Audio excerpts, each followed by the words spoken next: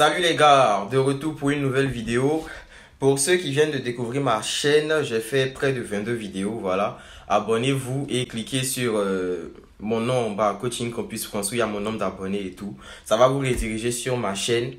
Vous allez voir toutes les vidéos que j'ai pu faire. Voilà. Et restez jusqu'à la fin de la vidéo. Je vais répondre à certains points. Déjà, il y a certaines questions qui reviennent. On me demande que choisir entre la licence, le BTS et le DUT. Le DUT, pour ceux qui ne savent pas, c'est le diplôme universitaire de technologie. Le BTS est brevet de technicien supérieur. Et puis la licence, c'est la licence générale, licence 1, licence 2, licence 3. Pour répondre à cette question, je vais d'abord aborder la question du DUT. Et je ne sais pas pourquoi c'est maintenant que les gens me posent cette question-là, à cette étape de la procédure. Mais bon, c'est bizarre. Le DUT, diplôme universitaire de technologie. Vous devez savoir que le DUT, c'est hyper sélectif. Ça, vous devez savoir. Parce que déjà, ce sont des gens, ce sont des formations où on ne prend pas beaucoup de personnes. Parce que là-bas, c'est pour ceux qui aiment le terrain.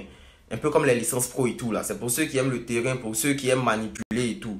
Voilà, donc, à cause du matériel et tout, ils ne peuvent pas prendre beaucoup de personnes. Souvent, on prend 40, il y a d'autres qui montent un peu plus. Donc déjà, dans une histoire où on prend 40 personnes, et quand je dis 40 personnes, ça ne veut pas dire 40 Ivoiriens, ça ne veut pas dire 40 Marocains, ça ne veut pas dire 40 Russes ou je ne sais pas quoi. Voilà, quand je dis 40 personnes, dans les 40 là, ils ont leur quota de nationaux dedans, c'est-à-dire que pour ceux qui sont français. Et puis après, pour les étrangers, peut-être 5 personnes. Peut-être 5 personnes, peut-être 10. Vous voyez. Donc déjà, tout ce qui est en fonction du nombre de places, déjà, c'est déjà restreint.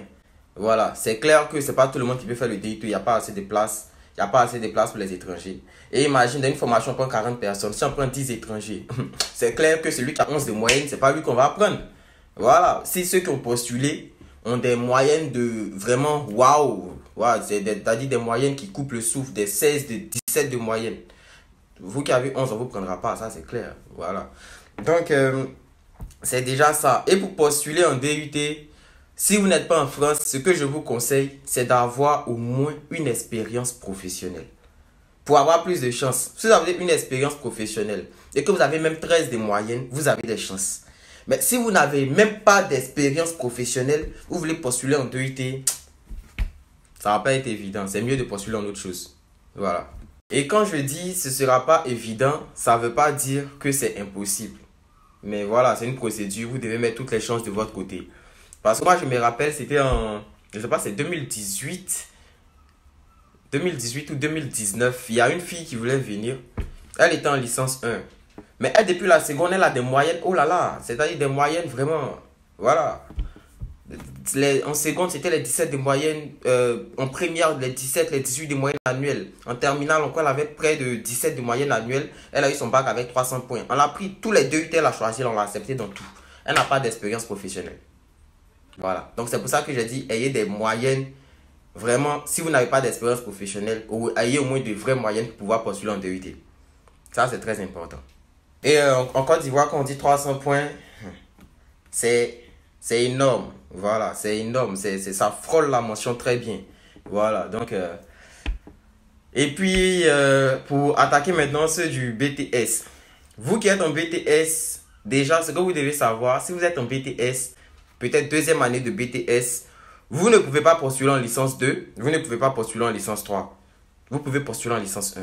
À moins que vous n'ayez déjà le BTS et que vous ayez fait une soutenance. Si vous avez déjà soutenu, malgré votre soutenance, vous ne pouvez pas faire la licence 3. Vous avez 2% de chance d'être accepté en licence 3. Si vous avez soutenu, vous pouvez postuler en licence 2. Voilà. Ou bien en licence professionnelle. Mais pas en licence 3. Et il dit bien, il faut soutenir auparavant. Si tu n'as pas soutenu, que tu as juste ton BTS, tu postules en licence 1. Voilà. Sinon, on ne te prendra pas en licence 2. C'est comme ça. Et même quand vous avez soutenu, c'est même pas évident d'être pris encore en licence 2. Parce que le BTS, quand on passe à la licence générale, bon, je ne sais pas si c'est vérifié. Moi, je parle en fonction des informations que moi, j'ai eues quand je me renseignais lors de ma procédure. Le BTS, comparé à la licence, le BTS est très, très restreint en fait. Alors que la licence, vous entendez bien, licence générale. C'est-à-dire que le BTS, c'est une toute petite partie de la licence. Donc, avant même de postuler pour une licence 2, vérifiez les matières. Vérifiez que vraiment, les bases, les matières que l'université met l'accent là-dessus, vous avez au moins fait ces matières-là, que vous avez de bonnes notes. Sinon, ça ne va pas être évident. Maintenant, pour ceux qui postulent en licence, si vous êtes issu déjà d'une licence ou bien d'un baccalauréat général, vous pouvez postuler en licence, il n'y a pas de problème. Voilà, vous pouvez postuler en licence, il n'y a pas de problème. Et aussi, parlons de ça, il y a certains qui sont quand même têtus. J'ai dit, si vous êtes en licence 3, postulez en licence 3. Pas en master. Je vais mettre une image tout à l'heure. Vous allez voir. C'est l'université de Grenoble, oui. Et c'est pratiquement pareil dans toutes les universités. Il y a quelqu'un qui leur a écrit pour savoir s'il avait des chances d'être accepté et tout, bien avant le lancement de la procédure. Il leur a écrit, il voulait postuler en Master 1 et en licence 3. Sachant que il est lui-même en licence 3. On lui a dit que pour être accepté en Master 1, il faut déjà être en Master 1 ou avoir validé le Master 1. Donc, vous qui prenez votre foi, qui êtes en licence 3, vous prenez votre foi pour postuler en Master 1, ça vaut risque et péril. Ça, vous devez le savoir. Voilà. Et, vous allez remarquer que lorsque je fais mes vidéos, on sent que je sais de quoi je parle. C'est-à-dire que je maîtrise le sujet.